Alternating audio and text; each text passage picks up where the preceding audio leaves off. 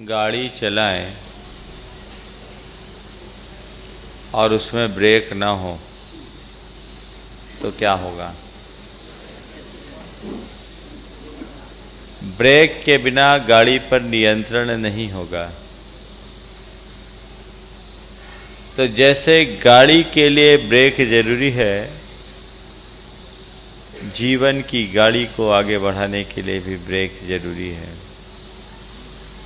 Break के अभाव में गाड़ी की गति अवरुद्ध नहीं होती, लेकिन गंतव्य बिगड़ जाता है। गति का अवरुद्ध न होना कोई बहुत बड़ी बात नहीं है, लेकिन गंतव्य से दूर हट जाना छोटी बात नहीं है। दुनिया में दो तरह के लोग हैं। कुछ लोग वे हैं जो बिना ब्रेक की गाड़ी को तेज गति से भगा रहे हैं और एक भ्रम पाल रहे हैं कि हम में कितनी तेज गति है। और दूसरे वे हैं जो अपनी गाड़ी को नियंत्रित वेग के साथ आगे बढ़ा रहे हैं, उनके पास ब्रेक है। आपको पता है सफल कौन होगा? ब्रेक वाला, बिना ब्रेक वाला तो नहीं। अब आप अपने भीतर झांक कर देखिए, आपके पास गाड़ी है, ब्रेक है कि नहीं? ब्रेक है कि नहीं? आज उस ब्रेक की बात आपसे मुझे आप करना है। जीवन की गाड़ी में ब्रेक जो तुम पर नियंत्रण दे। ब्रेक की गाड़ी और बिना ब्रेक की गाड़ी का मतलब मालूम है? जिस गाड़ी में ब्रेक होता है उसे अपने मन के मुताबिक रोका जा सकता है, और जिस गाड़ी में ब्रेक नहीं, उस गाड़ी को चाहे जब नहीं रोका जा सकता। वो गाड़ी जहाँ ले जाए वहाँ जाना पड़ता है, और प्रायः ऐसी गाड़ी किसी खाई में गिरती है या किसी पेड़ में टकराती है या किसी नदी में पड़ जाती है, सब नष्ट भ्रष्ट हो जाती है। मैं आपसे एक सवाल करता हूं, क्या आपकी गाड़ी पर आपका अपना नियंत्रण है? डॉक्टर साहब कह रहे हैं है तो ठीक है। तो ठीक, दो तरह का ब्रेक होता है, एक जनरल ब्रेक होता है, एक पावर ब्रेक होता है। मालूम है? पावर ब्रेक तो बस हम लोगों के पास है। तुम लोगों के पास ब्रेक है कि नहीं, बस ये देखो। ब्रेक है तो सब कुछ है, और ब्रेक नहीं तो कुछ भी नहीं। इसी ब्रेक का नाम है संयम। संयम का मतलब क्या है? अपने आप पर नियंत्रण। सम्यक यमन से संयम बना। ये दो तरह से है, एक प्राणी संयम, दूसरा इंद्रिय संयम। किसी भी प्राणी का मुझसे विघात ना हो, इस जागरूकता का नाम संयम है। और इंद्रियों की आसक्ति पर अंकुश लगाने का नाम संयम है। जीवन के विनाश के दो कारण हैं, एक हिंसा और दूसरी आसक्ति। हिंसा हमें पतित करती है। प्राणी संयम के बल पर हम अपनी हिंसा को नियंत्रित करते हैं, हिंसा से उपरत होते हैं। प्राणी संयम आपके भीतर तब प्रकट होगा जब आपके मन में प्राणी मात्र के प्रति संवेदना होगी। आपके भीतर अस्तित्व मूलक जीवन होगा। अपनी तरह अन्य प्राणियों के अस्तित्व को आंकते हुए सोचो कि जैसे मेरे प्राण हैं, वैसे ही संसार के इतर प्राणियों के प्राण हैं। जैसे मैं जीना चाहता हूं, वैसे ही संसार के इतर प्राणी जीना चाहते हैं। जैसे मुझे सुख प्रिय है, संसार के दूसरे प्राणियों को भी वैसे ही सुख प्रिय है। जैसे मुझे दुख प्रिय नहीं, संसार के किसी प्राणियों को दुख प्रिय नहीं। हमें जैसी अनुकूलता पसंद है, संसार के दूसरे प्राणियों को भी वैसी अनुकूलता पसंद है। इसलिए हमारा धर्म कहता है जैसा तुम चाहते हो अपने प्रति दूसरे के प्रति भी वैसा ही व्यवहार करो, और जैसा दूसरों के प्रति तुम नहीं अपने प्रति जैसा नहीं चाहते वैसा दूसरों के प्रति व्यवहार मत करो। अहिंसा धर्म का यही सार है। संयम, प्राणी संयम की बात मैं पहले करूंगा। प्राणी संयम, आज व्यक्ति से कभी कोई संयम की बात कहो तो ऐसा लगता है कि जैसे उस पर वजन लाद दिया गया हो। अगर मनुष्य के मन में संवेद ना हो तो संयम पल में आ जाता है। एक दिन एक युवक ने चर्चा में कहा, आप कितने शाकाहारी, एक छोटा सा ट्रैक्ट था, उसको कहीं से उपलब्ध हुई, बोला सब में तो एनिमल प्रोडक्ट है, कुछ ना कुछ ई नंबर वाला जो चक्कर है। तो उसने टिप्पणी की, सब में तो है तो खाएं क्या।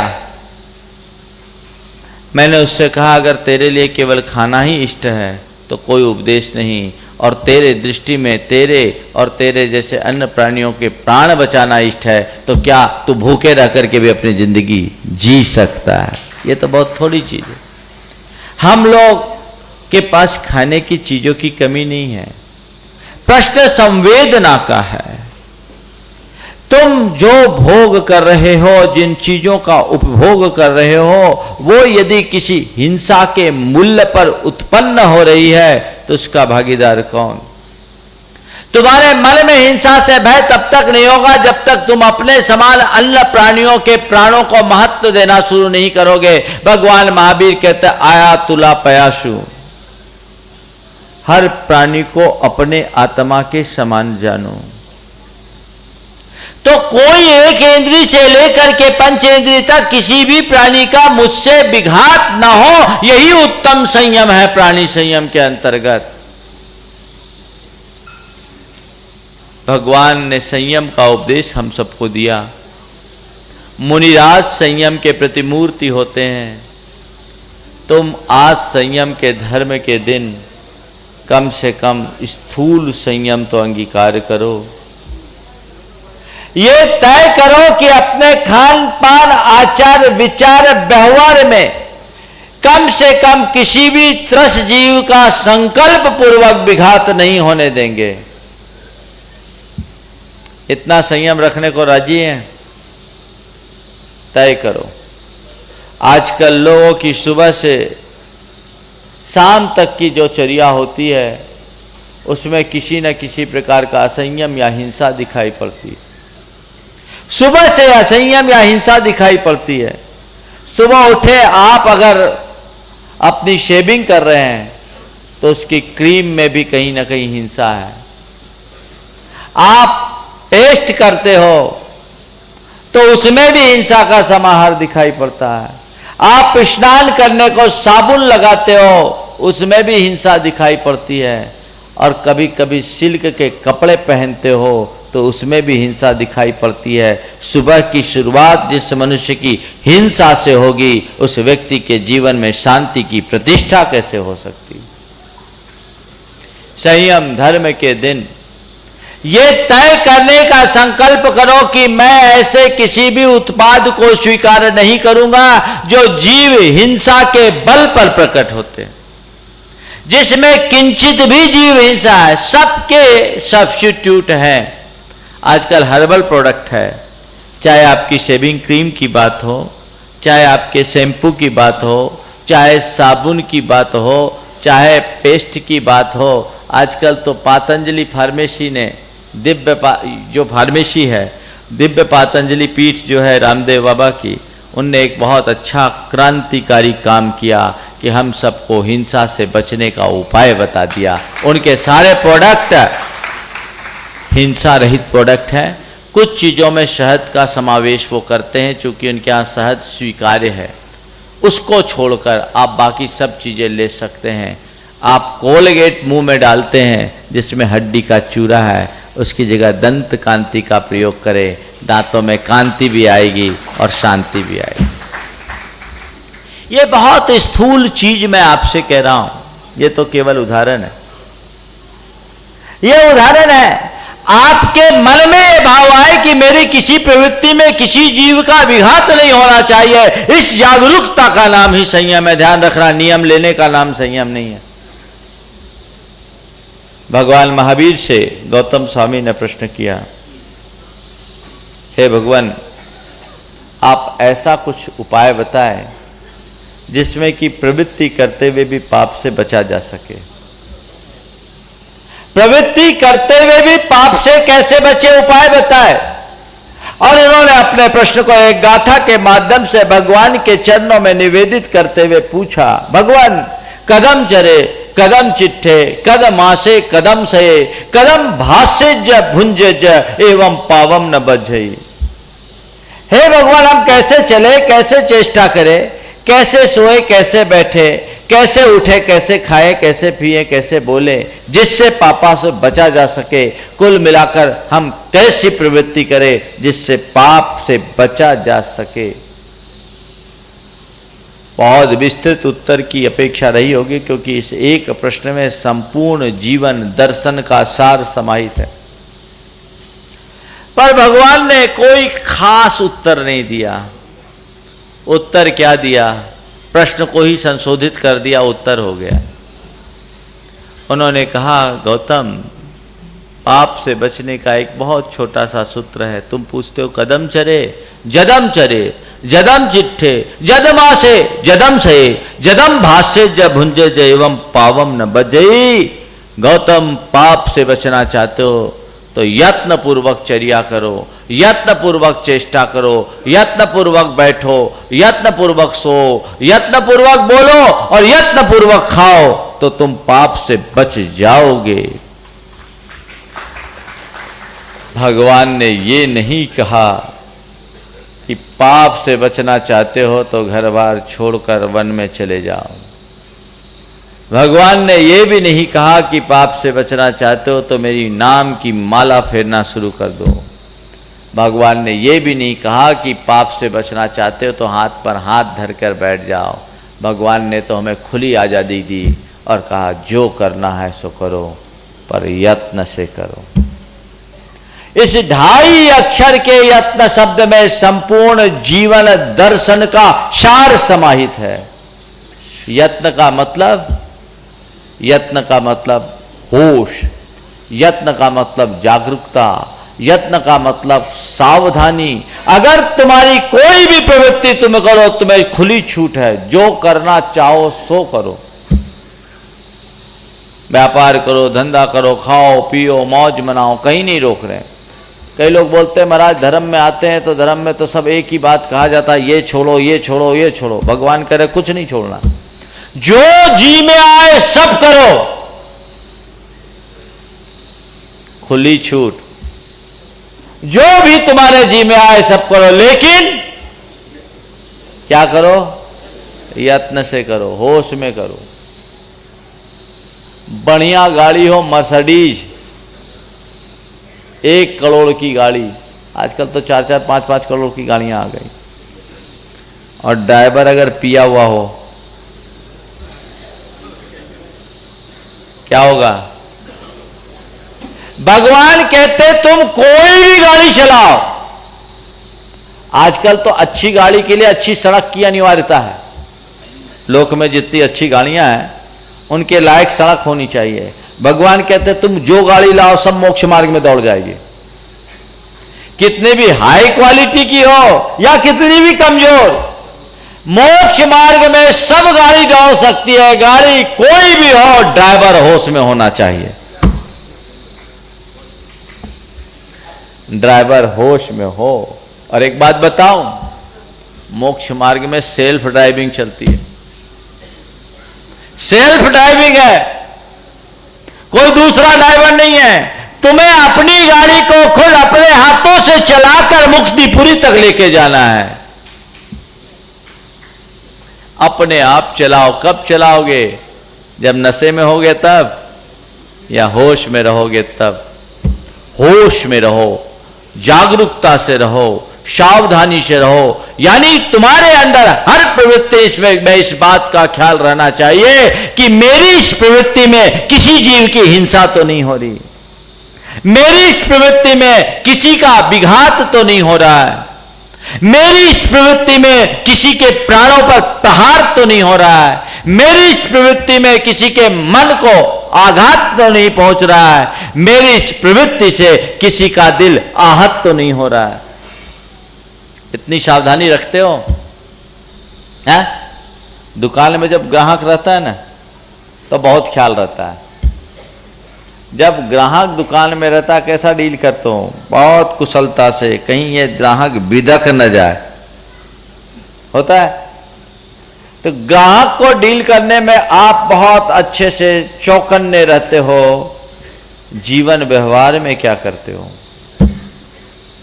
भगवान ने हमें कहा कि अपनी प्रवृत्ति पर अंकुश रखो, हिंसा के मार्ग से विमुख हो। कहीं भी किसी भी प्रकार की हिंसा तुम्हारे द्वारा संपादित होती है तो उसके पाप से तुम अपने आप को बचा नहीं सकोगे। इसलिए यत्नाचारी प्रवृत्ति करो। यही संयम है, यही होश है, यही जागरूकता है। और ये जागरूकता ऊपर से थोपने की नहीं है, ये भीतर से प्रकट होने की है। तुम्हारे भीतर की संवेदना जाग जाए तो तुम खुद जागरूक हो जाओगे। हिंसा कैसे छूटती? भगवान महावीर के काल में एक काल सौक्रिक नाम का कसाई था और उसका एक बेटा था सुलस।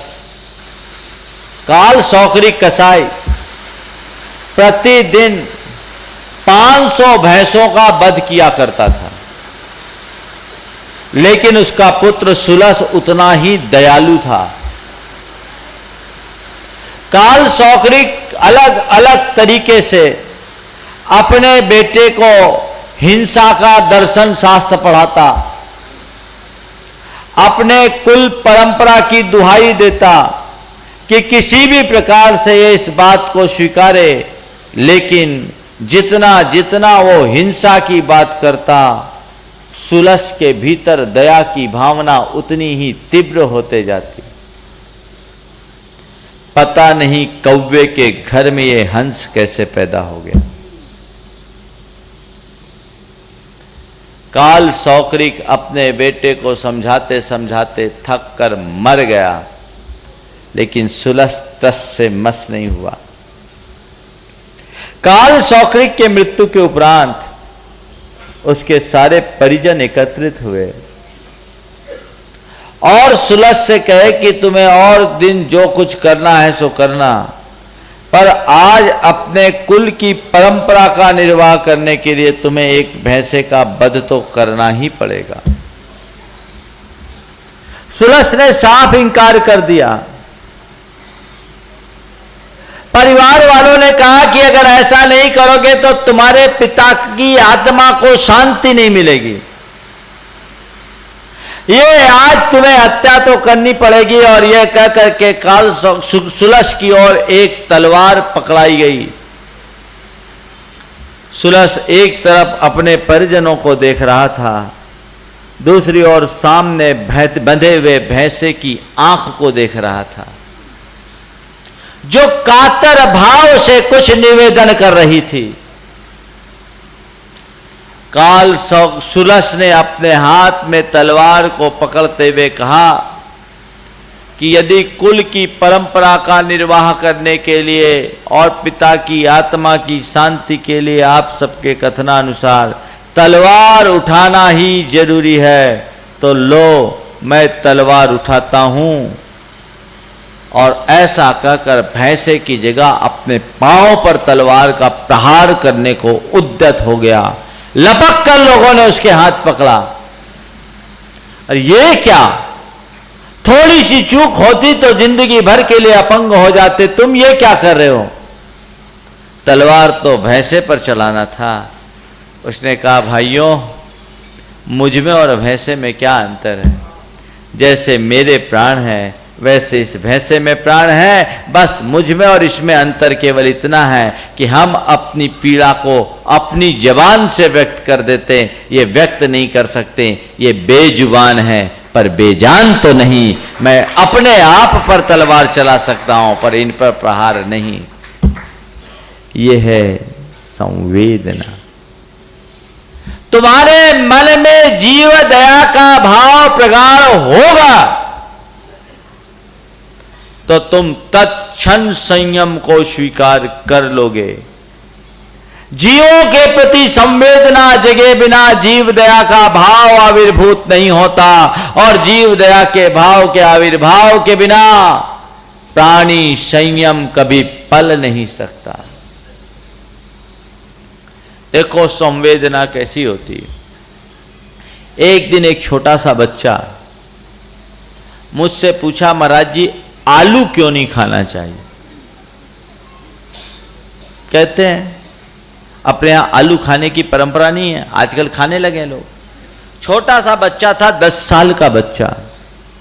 मैंने उस बच्चे को समझाया कि बेटे आलू में, आलू को जमीकंद कहते हैं, और जितने भी जमीकंद हैं उन सब में वो सप्रतिष्ठित वनस्पति होती है, और सुई के नोक बराबर हिस्से में अनंत अनंत जीव होते हैं।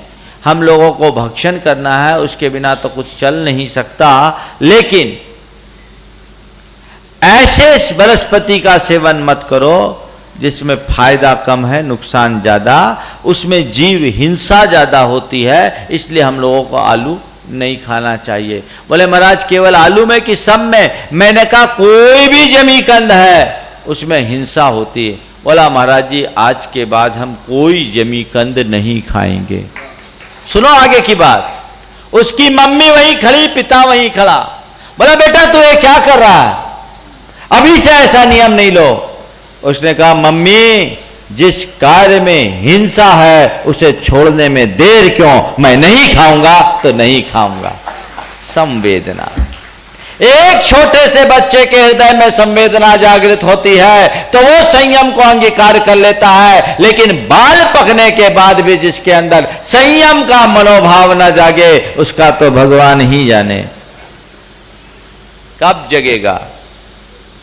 अपनी लालसा को इंद्रिय संयम के लिए नियंत्रित करो, भावना को जगाओगे, हिंसा से बचोगे, और तुम्हारे भीतर का विवेक प्रकट होगा तो आसक्ति से बचोगे।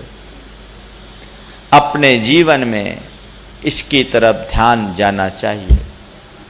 तय कीजिए आज से कि जीव हिंसाकारी कोई कार्य मैं स्वीकार नहीं करूंगा।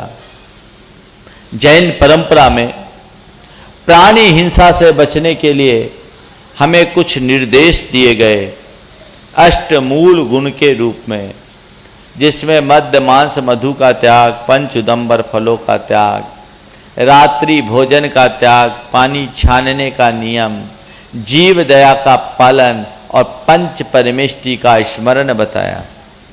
ये 8 मूल गुण तुम्हारी जड़ है जैनत्व की। एक संवेदनशील हृदय में ये बातें होनी चाहिए। यदि तुम मादक पदार्थों का सेवन करते हो तो तुम समझना संवेदन शून्य हो। किसी भी तरह से प्रत्यक्ष अप्रत्यक्ष रूप से कोई मांसाहारी पदार्थ का सेवन करते हो तो समझना तुम संवेदन शून्य हो। और शहद का सेवन करते हो तो घोर जीव हिंसा के भागी बनते हो। ऐसे व्यक्ति के हृदय में संवेदना नहीं रह सकती। आज आप अपने मन से पूछे, मद्यपान करते हो? मद्यपान आजकल आम होता जा रहा है, और अब तो पुरुषों के साथ स्त्रियों में भी होने लगा है। अभी मैं कलकत्ता चातुर्मास करके आया, एक व्यक्ति ने अपनी बेटी को मेरे पास लाकर कहा महाराज इसकी शराब छुड़ाओ। वो लड़की BCom second year Saint Xavier's की स्टूडेंट थी। मैंने जब बात किया क्या एक आध बार ओकेजनली ली? बोले नहीं महाराज वीक में एक बार लेती हूं। कितना लेती हो? जितना मिल जाए उतना लेती हूं। यह हाल है आज का। कहां जा रहा है देश, कहां जा रही है समाज, विचार करने की जरूरत।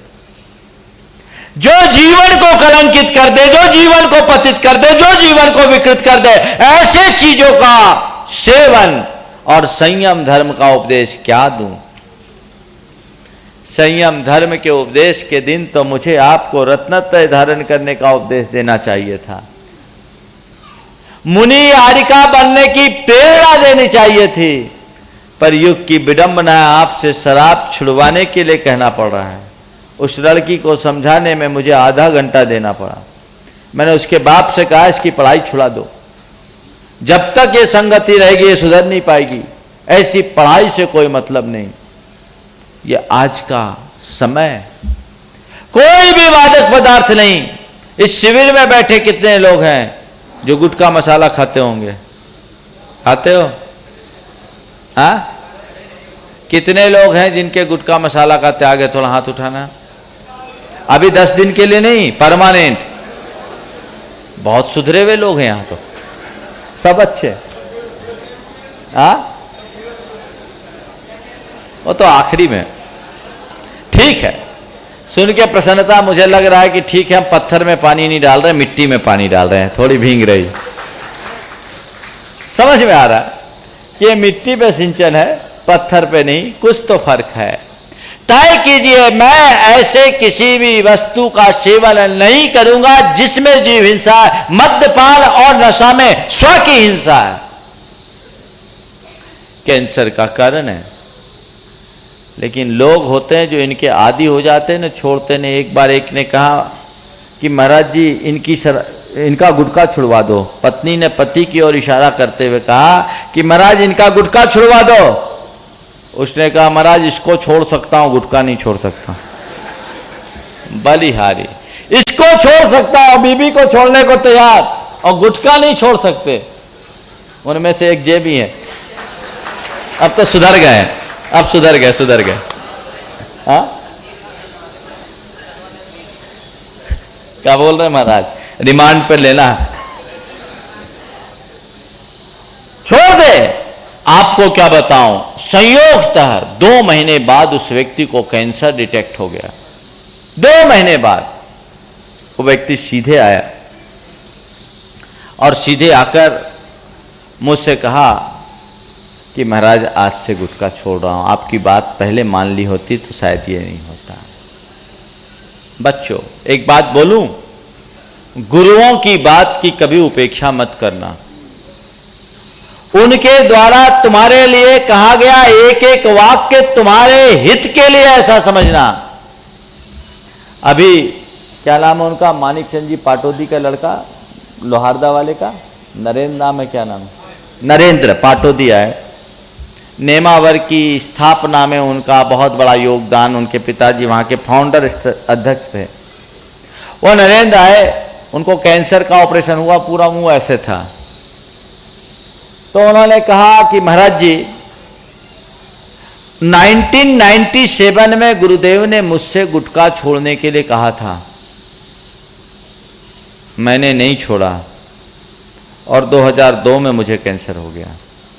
काश 1997 में मैंने छोड़ दिया होता तो कैंसर नहीं होता। ये तो आप लोगों का आशीर्वाद है कि आज जिंदा खड़ा हूं, नहीं तो परलोक चल गया होता। महाराज आप तो किसी को कहना। उस समय उनके एक रिलेटिव थे, कुछ मैं बोल रहा था तो वो स्वीकार नहीं कर रहा था। बोले महाराज जो गुरुओं की बात न माने उनको आप मेरा उदाहरण दे सकते हो कि गुरु की बात न मानने का नतीजा क्या होता है।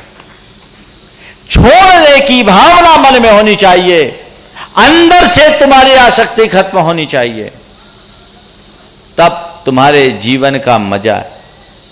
एक दिन एक युवक ने कहा महाराज, उसकी मम्मी बड़ी धर्मात्मा थी और चाह रही थी कि महाराज इसको कुछ नियम दे दीजिए तो ये ठीक रहेगा। बोले महाराज अभी नियम का समय कहाँ, अभी तो मजा लेने का समय है। हमने कहा मजा ही लेने के लिए तुमसे मैं बोल रहा हूं, मजा लेना चाहते हो? बोले हाँ चाहता हूं।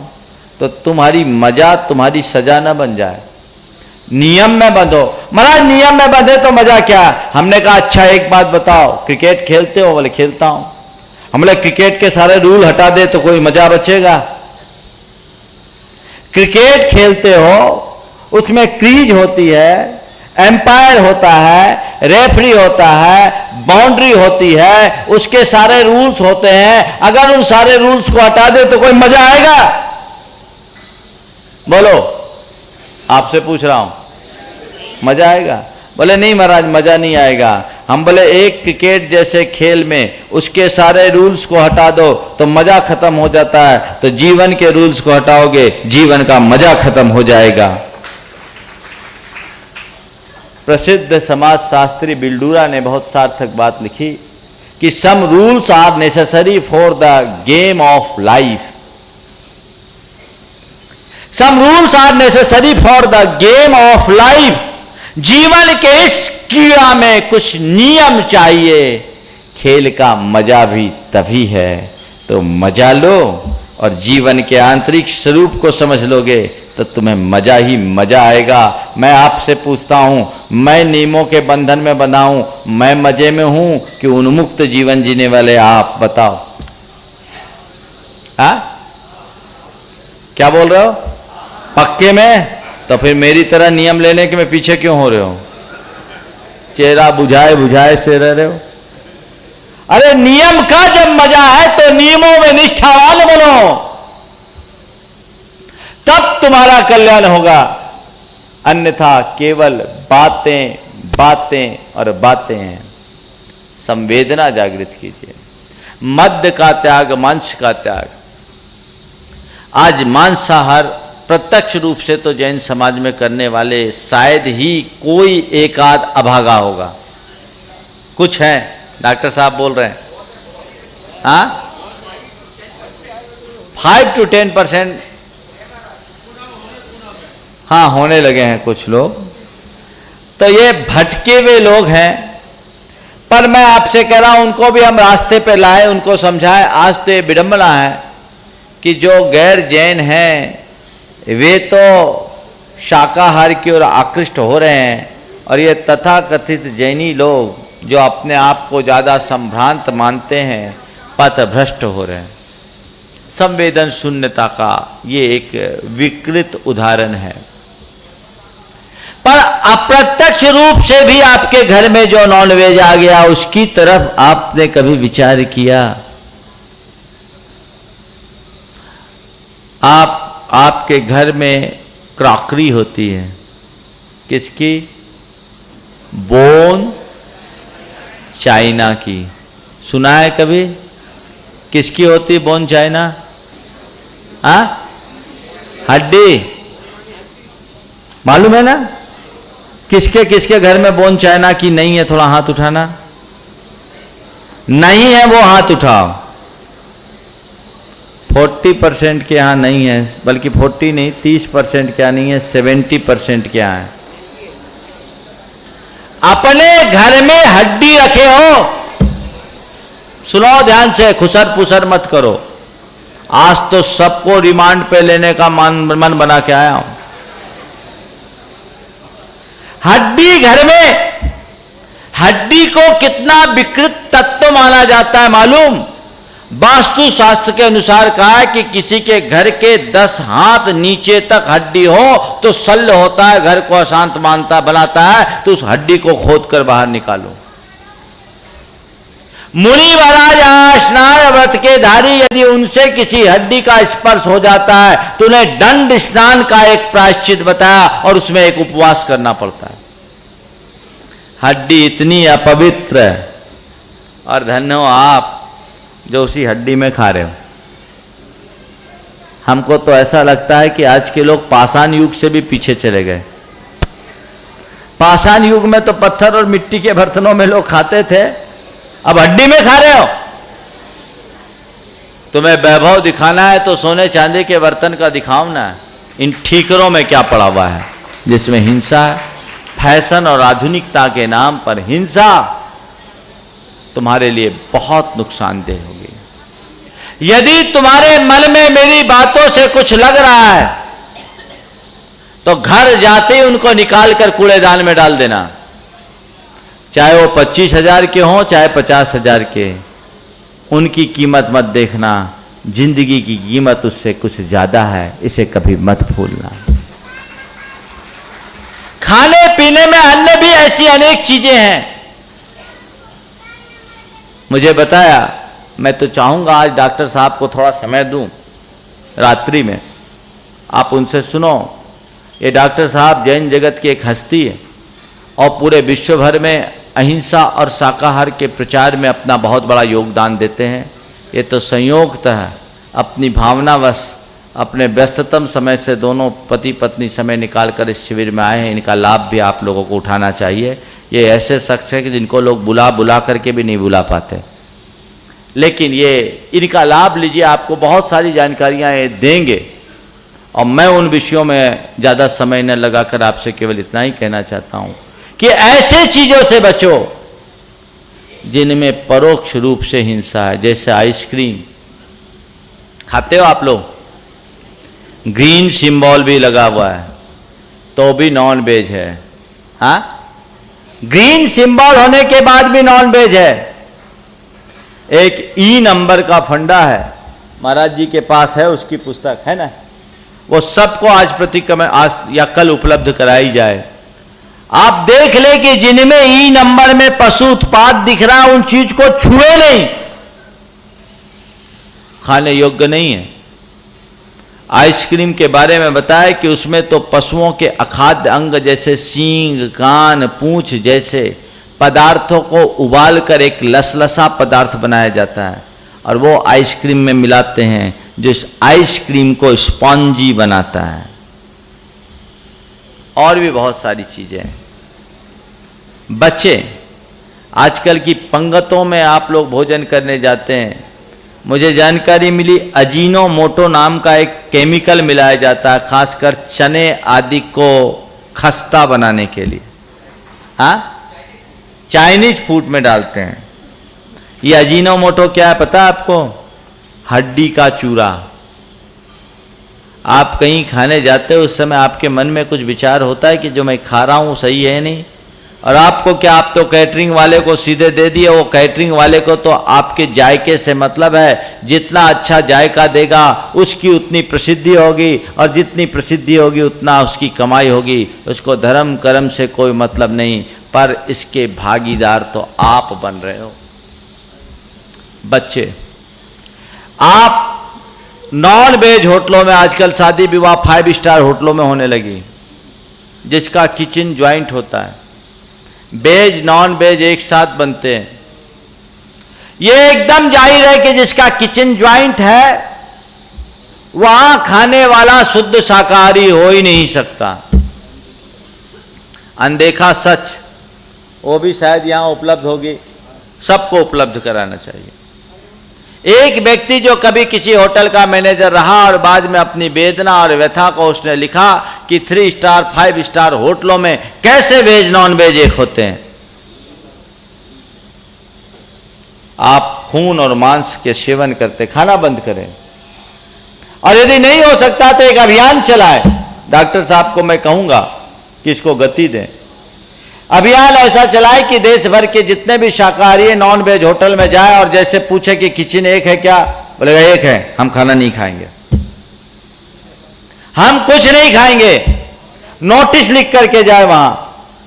और ऐसा एसएमएस के माध्यम से, अन्य सोशल मीडिया के माध्यम से लोगों तक ये बात पहुंचाई जाए और ये जागरूकता आ जाए। तो जैसे आज आपको एयरलाइंस में और अन्य जगहों में जैन स्पेशल डिशेस मिलते हैं, आपको जैन फूड लिखने पर आपके अनुकूल फूड्स आ जाते हैं भारत और भारत की सीमा से बाहर, ऐसे ही शाकाहारी यदि संकल्पित हो जाएंगे तो 5 स्टार होटलों के किचन भी अपने आप अलग हो जाएंगे। कुछ सोचने की जरूरत नहीं।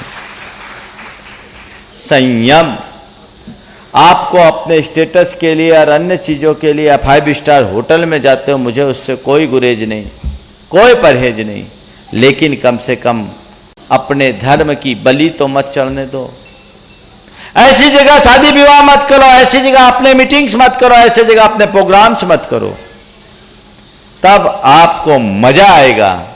संयम धर्म का पालन करना है। आज आप अपने बच्चों को उच्च शिक्षा संस्थानों में दाखिल कराते हैं, हॉस्टल में बच्चे रहते हैं, और आप वहां veg non veg joint mess होता है, पेरेंट्स बिल्कुल कुछ नहीं कहते, जबकि आपको लड़ाई लड़नी चाहिए, वहां के मैनेजमेंट को कहना चाहिए, और अगर नहीं है तो कोर्ट कचहरी का इस्तेमाल करना चाहिए। आपके मौलिक अधिकारों का हनन है और उसके लिए प्रयास होना चाहिए। शायद कुछ ऐसे कानून भी बने हैं, डॉक्टर साहब बताएंगे कि ऐसे कानून बने हैं कि आप अगर नॉन वेज नहीं लेते हैं तो आपके लिए वेज की अलग व्यवस्था करने की जिम्मेदारी उस संस्थान की है जहां आपका बच्चा दाखिल हुआ है।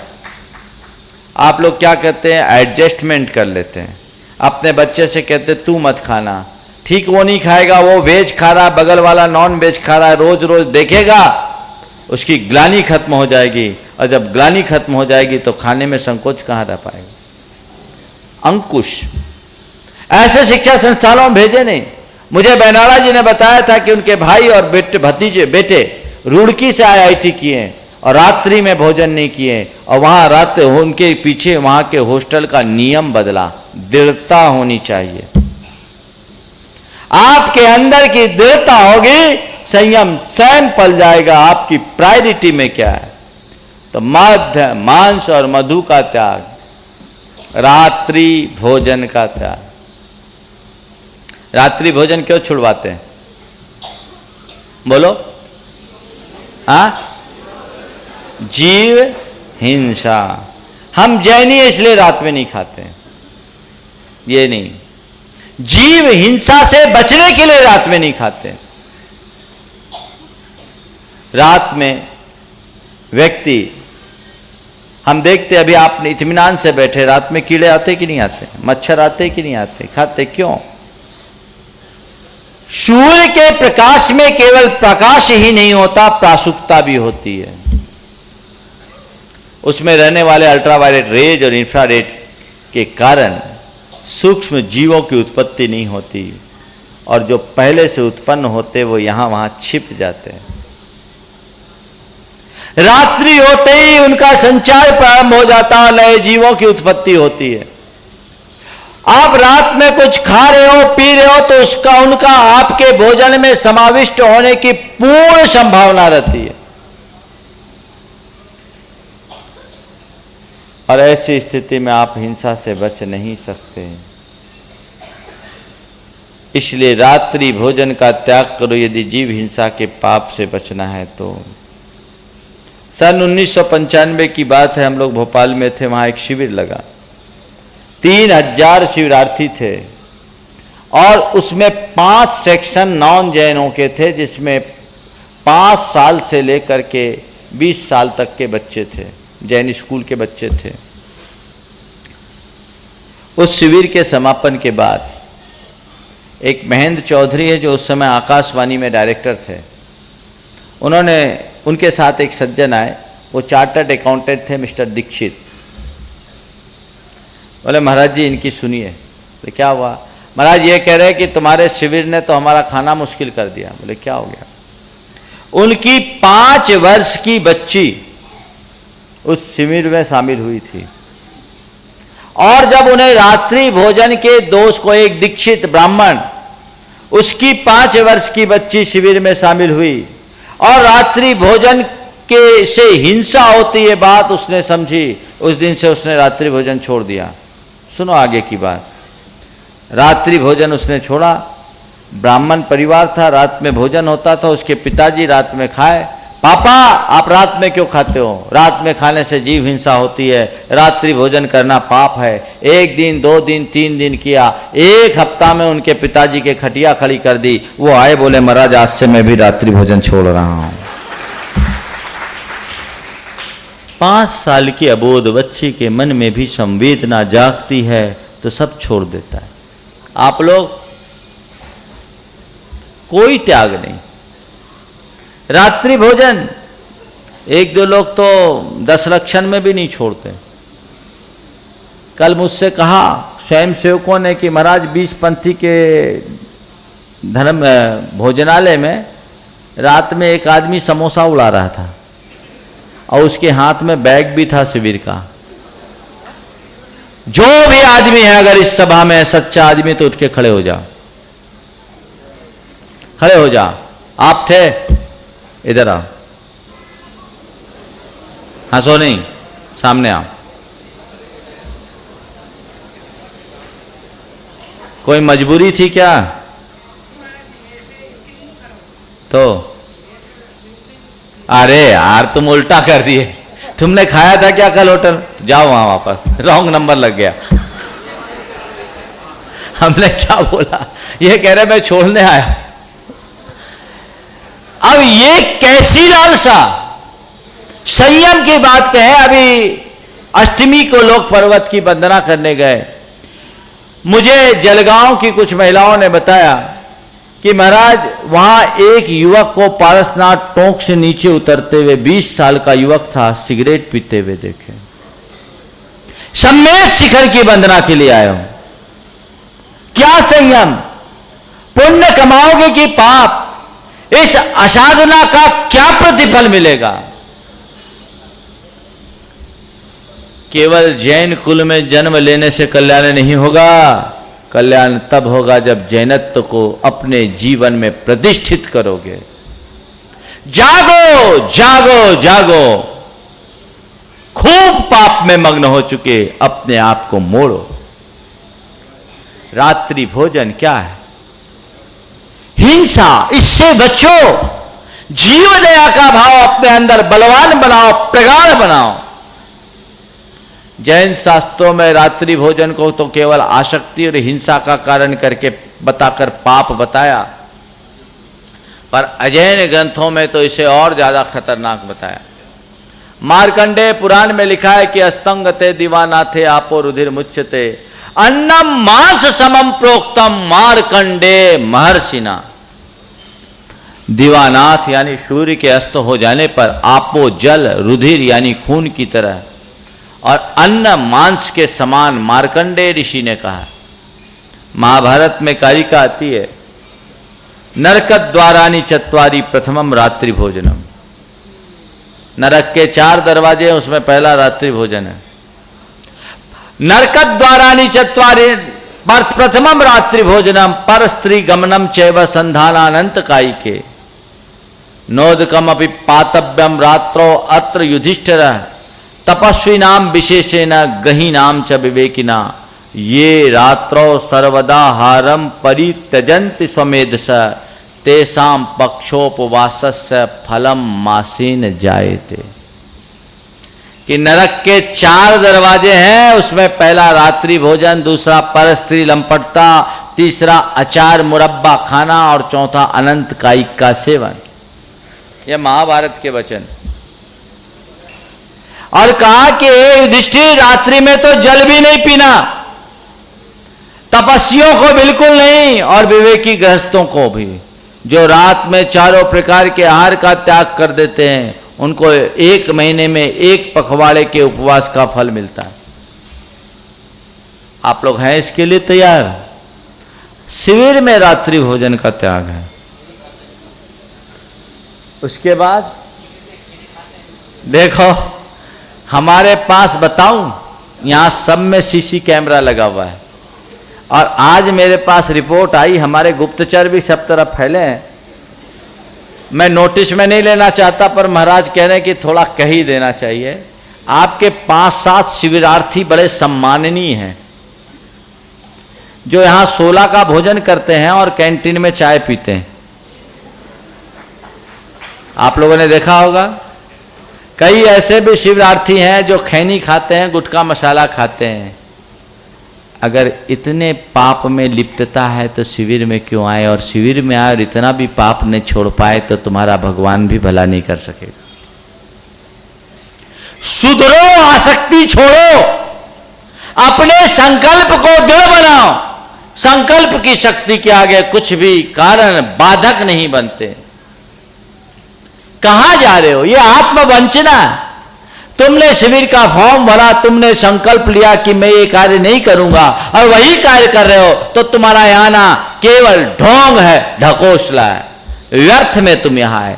तुम्हें घर में ही रहना अच्छा था। अपने आप को संभालिए। मुझे बताया कैमरा लगा है कैंटीन में स्वयंसेवकों ने कि महाराज आप कैमरा उसको स्क्रीन को रिप्ले करवा कर देखिए, 5-7 लोग हैं जो चाय पीते हैं वहां। कोई समोसा भी खाता होगा। हाँ, कचौड़ी बनती है, दीपचंद जी टेस्ट करके आए लगता है। ऐसे उपवास चल रहा, पहले किए, पहले किया था, ठीक, 10 लेक्चर में नहीं किया। कम से कम इतना 10 दिन तो शुद्धि रखो। रात्रि भोजन सामान्य सी चीज, पाप से बचो। मैं जबलपुर में था, सन 1997 की बात है। वहाँ एक बहुत बड़ा अनुष्ठान हुआ शहीद स्मारक के प्रांगण में बड़ा विधान, जिसमें 25 से 30 हजार लोगों की उपस्थिति होती थी। हजारों तो इंद्र इंद्राणी बने थे। और वहां से हमने एक अभियान शुरू किया था, दिन में शादी दिन में भोज, यही अहिंसा का जय घोष। सामाजिक कुरीतियों पर कुठाराघात करने का शुभारंभ वहां से किया। बहुत सफलता मिली। जबलपुर, सागर और अशोकनगर, ललितपुर, मध्य प्रदेश के संपूर्ण बुंदेलखंड के जिन क्षेत्रों में हम लोग गए, आज वहाँ की सारी शादियाँ 99% शादियाँ दिन में होती है और दिन में भोज होते हैं। ये 1997 से आज तक चल रहा है। उस कार्यक्रम के समापन के बाद एक दिन एक डॉक्टर दंपति मेरे पास आए। त्रिपाठी थे। डॉक्टर कोई 42 से 45 वर्ष के होंगे और उनकी धर्मपत्नी 40-42 साल की होगी। डॉक्टर MD मेडिसिन थे और उनकी धर्मपत्नी गायनोकोलॉजिस्ट थी, MS की भी। श्रीफल चढ़ाकर मुझसे निवेदन किया कि महाराज जी, हम दोनों ने छत से आपके प्रवचन सुने थे, तब से आपको परोक्ष रूप से प्रणाम करके रात्रि भोजन का त्याग कर दिया। अभी पूरी बात सुनो। हम दोनों ने छत से आपके प्रवचन सुने थे, तब से आपको परोक्ष रूप से प्रणाम करके हम दोनों ने रात्रि भोजन का त्याग कर दिया। जनवरी का महीना था। कहा महाराज जी आशीर्वाद दीजिए, आज के बाद से शाम 6:30 के बाद हम जल भी ग्रहण नहीं करेंगे। एक डॉक्टर दंपति, व्यस्ततम डॉक्टर। मैंने कहा आपका निभ जाएगा, इसमें कठिनाई नहीं होगी। बोले महाराज, हिंसा से बचने के लिए यदि कुछ कठिनाई का सामना करना पड़े तो भी हम उसके लिए तैयार हैं, इसमें कैसी कठिनाई। और उस व्यक्ति का नियम आज भी निभ रहा है। 1997 के बाद जब 2004 में मैं दोबारा जबलपुर गया तो वो एक दिन मेरे पास आया, याद दिलाया, महाराज आपको याद है? हम बोले तुम्हारा नियम पल रहा है? बोले बहुत बढ़िया पल रहा है महाराज। और लोग अब मुझे बहुत सम्मान की दृष्टि से देखने लगे। हमारे सामने हमारे फ्रेंड सर्किल के किसी व्यक्ति को सिगरेट पीने की भी इच्छा हो तो संकोच होते। बोले कहीं जाना आना होता कैसे निभाते? बोले आधा घंटा पहले चले जाते हैं, तैयारी होती रहती है, लिफाफा पकड़ा करके चले आते कि हम आ रहे हैं, हमारा काम खत्म। और हमको ऐसे कोई बुलाने आता है तो कहते भाई हम रात में नहीं खाते, हम तुम्हारे यहाँ आएंगे जरूर पर खाएंगे नहीं, इसलिए बुरा मत मानना। आप चाहो वैसा कर सकते हो। ये छोटी छोटी चीजें हैं संयम के मंगलाचरण के रूप में। कोई बड़ा संयम नहीं है, तो जैनी होने के चिन्ह है, इतने होने चाहिए। मैं आपसे एक सवाल पूछता हूं, यहां जितने बैठे हैं सब व्यापारी हैं ज्यादातर। आपकी अपनी अपनी फर्म होगी, कोई की 10-20 वर्ष पुरानी, कोई की 100-50 वर्ष पुरानी फर्म है। सब फर्म की अपनी एक गुडविल है कि नहीं? हाँ, गुडविल है। आप अपने फर्म की गुडविल को खराब करना पसंद करोगे एट एनी कॉस्ट? कभी भी? क्यों? कोई भी समझदार व्यक्ति अपने फर्म की गुडविल को खराब होना पसंद नहीं कर सकता। नहीं कर सकता ना? तो तुम्हारी 10, 20, 50, 100 वर्ष पुरानी फर्म की गुडविल को तुम खराब करने के लिए तैयार नहीं, भगवान महावीर की 2500 वर्ष पुरानी फर्म की गुडविल को क्यों खराब कर रहे हो? हमें समझ में नहीं आता। इस फर्म की गुडविल को बनाए रखना भगवान महावीर के अनुयायियों की नैतिक जिम्मेदारी है। बनाओ, मेंटेन करो। रात्रि भोजन छोड़ो। महाराज कई बार रात्रि भोजन छोड़ते हैं तो सोसाइटी में बहुत दिक्कत होती है। कोई दिक्कत नहीं, आपकी निष्ठा मजबूत हो तो कहीं दिक्कत नहीं। भारत में तो त्याग पूजा जाता है। हाँ, लोग आलोचना के पात्र कब बनते हैं? जब त्याग में ढोंग जुड़ जाता है। आप रात्रि भोजन का त्याग करो और फलाहार के नाम पे कई प्लेट सूटो, कोई हिसाब ही नहीं। एक दिन मुझसे एक सज्जन कह रहे थे महाराज फलाहार नहीं होता, फुल आहार होता है। अभी 10 लक्षण में भी जो फलाहार होता है ना, वो सवेरे के आहार से ज्यादा हेवी होता है। वो फलाहार फुल आहार हो गया। दिन में भी खाओ, फिर फलाहार में भी सूट लो, अच्छा जितना सूट सको। क्या है ये फलाहार? सुनो, रात्रि भोजन के त्याग करने के बाद यदि किसी दिन में भोजन नहीं कर सके, आकुलता हो रही है, तो पेट को आधार देने के लिए 2 केला खा लो, 1 सेब खा लो, 1 गिलास दूध पी लो। इसका नाम था फलाहार। ये नहीं कि साबूदाना की खिचड़ी खाओ, आलू के चिप्स खाओ, गाजर के हलवा खाओ और न जाने क्या क्या खाओ। जो तुम लोग रात में खाते हो ना, वो दिन में भी खाने योग्य नहीं है। सब जमी कंद है, कोलेस्ट्रॉल बढ़ाने वाले हैं, गैस्ट्रिक की प्रॉब्लम बढ़ाने वाले हो। क्यों खाते हो? ये खा खा के बीमार पड़ोगे। पहले खाओगे फिर दवाई भी खाओगे। और आजकल के डॉक्टर भी होशियार है, सब खाओ हमारे पास आओ। तुम खाओगे तब तो मेरी दुकान चलेगी। विचार करो, हमें नहीं खाना, आज से तय कर लो रात में हम कुछ भी नहीं खाएंगे, कुछ भी नहीं पिएंगे। यहां ज्यादातर सीनियर सिटीजन है, तय कर लो, ना खाएंगे ना पिएंगे। और यदि कोई मजबूरी है तो केवल पेय वस्तु लेंगे। और नहीं सदता तो रात में प्रोसेस की भी कोई चीज नहीं खाएंगे। खाएंगे तो फल खाएंगे, सूखे फल खाएंगे, दूध पिएंगे, दवाई खाएंगे, बात खत्म। आधार दे दो। और जिस दिन में खा लिया उस दिन रात में कुछ नहीं खाएंगे। मैं तुमसे एक ही बात कहता हूं, तुम जिन्हें गुरु मानते हो, जिनकी पूजा करते हो, तुम्हारे गुरु सारी जिंदगी एक वक्त खाकर गुजार सकते हैं, तो तुम क्या एक आध दिन एक वक्त का भोजन छोड़ करके नहीं जी सकते? विचारने की बात। जी लोगे, ठीक है, एक दिन की तो बात है, सहन करेंगे, बर्दाश्त करेंगे, सब चीजें स्वाभाविक तौर पर आ जाएगी। एक टाइम का भोजन छोड़ो। और आजकल तो शादी विवाहों में पहले लोग जैनियों के लिए स्पेशल इंतजाम रखते थे कि दिन में व्यवस्था है, और अब किसी जैन के यहाँ भी शादी होती तो दिन में खाने वालों की संख्या 2, 4, 10 ही दिखती है, रात में खाने वालों की लाइन लगी रहती है।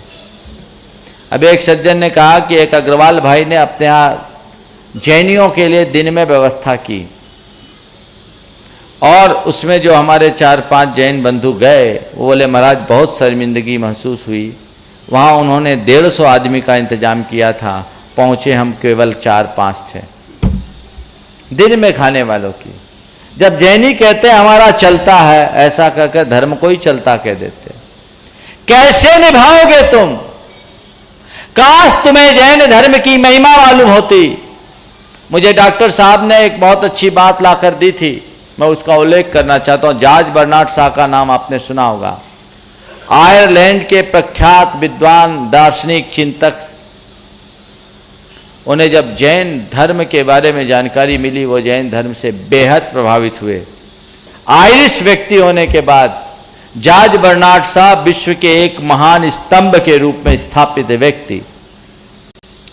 उन्हें जैन धर्म के बारे में जानकारी मिली, बड़े प्रभावित हुए, और जब उन्हें जैन धर्म के मूलभूत ग्रंथों को दिया गया, उसका उन्होंने अध्ययन किया, तो उसी दिन उन्होंने रात्रि भोजन को त्याग दिया।